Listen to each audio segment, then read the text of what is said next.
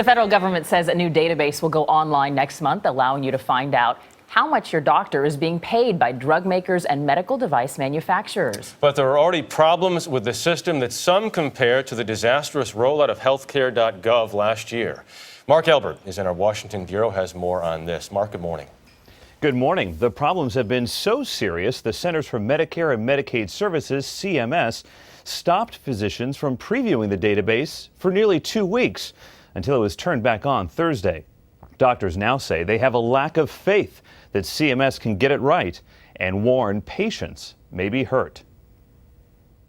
The Physician Payment Sunshine Act was meant to shine a light on the relationship pharmaceutical and device companies have with doctors. The act requires payments or gifts to physicians and teaching hospitals be disclosed. But earlier this month, CMS discovered problems with the Open Payments database. Doctors with similar names may have had wrong payments assigned to them, and some doctors said they had problems registering to preview the information and a lack of time to correct it if necessary. CMS blames the companies and organizations that submitted the data. Dr. Robert Waugh is president of the American Medical Association. We're very committed to transparency. We've supported the Sunshine Act, but we're also committed to accuracy. The AMA and more than 100 other associations want CMS to delay the September 30th rollout for 6 months. Do you not believe this database is ready for prime time? I don't. I really don't. I don't want my patients having the wrong impression because of inaccurate data that may be released on a database from the government.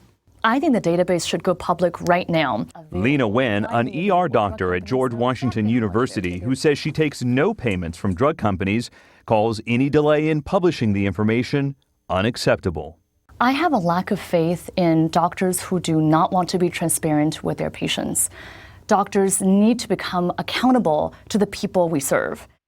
CMS declined to go on camera for this story, but said in an email, quote, "Data accuracy is critical to the success of this transparency program, and CMS is committed to ensuring the integrity of data made available to the public."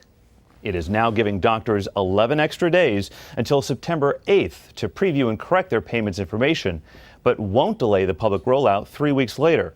Our messages to CGI, the database contractor which also handled healthcare.gov, were not returned. Benita? Mark Albert in Washington this morning. Thank you, Mark.